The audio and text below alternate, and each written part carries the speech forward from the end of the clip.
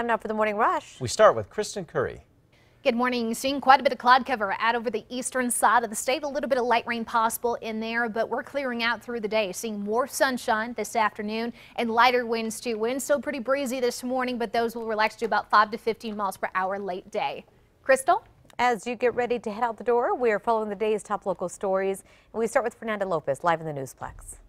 Happening today, the state's highest court is expected to hear arguments over a list of bills lawmakers say the governor vetoed improperly. Lawmakers sued Governor Susana Martinez last year, saying she failed to follow proper veto procedures because she didn't specify why she objected to some of the bills she vetoed during the 60-day session. The bills involved things like hemp research, expanding broadband access, and whether computer science classes should count toward high school graduation requirements. The changes PED just made regarding those course credits coming up in the 5 Facts. David?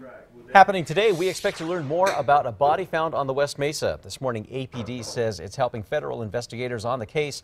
Police say the discovery was made around Central and 140th Street. They have not released any other information. We will let you know when we find out more. An arsonist responsible for setting 9 fires in Albuquerque is expected to be sentenced tomorrow. This as we find out he had several other targets in mind. Police caught David Hickman after a 10-day firebombing streak in 2016. He pleaded guilty to federal charges, but new court documents reveal a list of other places he planned to hit. Those did include Presbyterian Hospital and Urban Outfitters in Nob Hill. He now faces up to 20 years in federal prison. New this morning, a federal judge has ordered the federal government to start accepting DACA applications soon. Judge John Bates ruled the Department of Homeland Security failed to adequately explain its conclusion that the program was unlawful. Right now, the judge is delaying the ruling for 90 days to allow the Trump administration to make its case. The latest ruling will allow Dreamers to apply to the program, which the president tried to end. Happening today, French President Emmanuel Macron is addressing a joint session of Congress on Capitol Hill. Macron is urging President Trump to keep U.S. troops in Syria and stay on the Iran nuclear deal. Today, he's expected to double down on that message and also talk about their relationship with the U.S. Also happening today, comedian Bill Cosby's fate is now in the hands of a jury. They will begin deliberating his sexual assault retrial today. This after an explosive day of closing arguments. Now, Cosby is accused of drugging and then sexually assaulting women. He faces 3 counts of aggravated indecent assault, each carrying up to 10 years in prison. We will let you know what happens. On to news happening now. Bernalillo County Commissioners hoping the governor will select their pick to fill an open seat in the state legislature. Commissioners voted to recommend local business owner Republican Mariette Hamilton Allen. Republican Greg Schmeeds and Democrat Jessica Velasquez are also vying for the seat. The seat is open after Jim Smith resigned to become a county commissioner. This morning, Santa Fe County deputies are sending out a warning. Do your research before sending your hard-earned cash to strangers. It comes after 3 elderly people were scammed out of nearly $50,000. In one case, scammers called a 74-year-old woman pretending to be a timeshare property she had dealings with. They told her they could rent it out and she would make money if she agreed to pay for fees. On to new news this morning. The Durango City Council backing a new law that could prevent people from sitting or laying down on sidewalks. According to the Durango Herald, all 4 city councilors present at last night's meeting were united in its support, saying they want to improve downtown safety. Advocates say it would improve safety on Main Street by decluttering crowded sidewalks. However, the ACLU says it targets and criminalizes Durango's homeless population. New this morning, federal regulators are asking for your take on a proposed plan to temporarily store spent nuclear fuel. 3 years ago, Lee and Eddy County officials struck a deal with Holtec International to construct a temporary storage site between Hobbs and Carlsbad. Now, the U.S. Nuclear Regulatory Commission is hosting a series of meetings to get the public's perspective. The first is on Monday on the Eastern New Mexico University campus in Roswell. Kristen? Metro Threat Index just set at 2. We've got some breezy conditions out there this morning with winds close to 25 miles per hour, but no problems later today. Sunshine, high temperatures in the low 70s and winds less than 15 miles per hour. Sarah?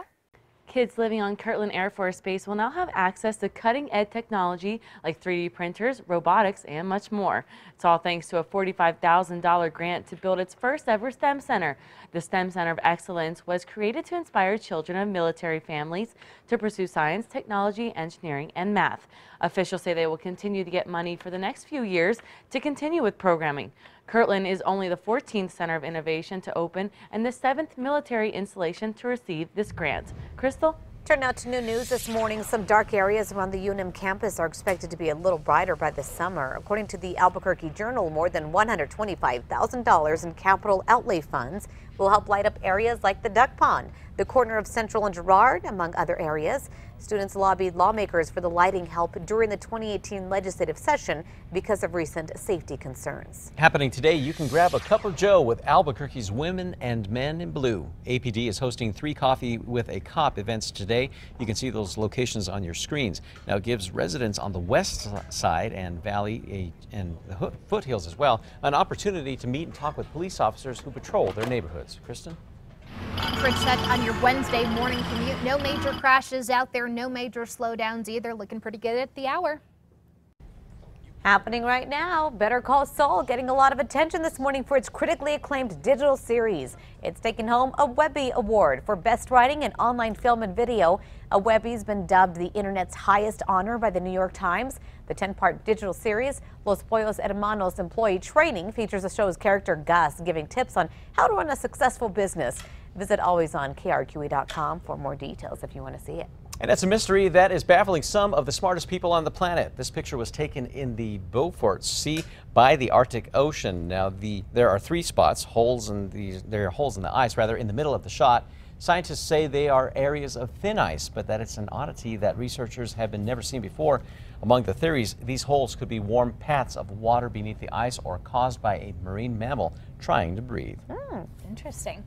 Time now for the 5 facts. So number 5 here, you'll soon have to pay more to get into Bandelier National Monument. According to the Los Alamos Monitor, June 1st, entry fees will be raised from $20 to $25 per vehicle. For you to pay to get in, it will cost the cost will go up from $5 to $15. The National Park Service says the fee hike is needed to maintain trails and campgrounds, as well as being used toward educational exhibits. This will be the first rate increase at the monument since 2016. At number 4, Bernalillo County says they are working to make fixes to a dog park in the East Mountains. This morning, residents say it's unsafe, but it's also the only dog park in the area. They also add that the entire area was merely dirt and both of the gates have been broken locks. Park visitors say they've added makeshift locks to the gates, but small dogs can still get through.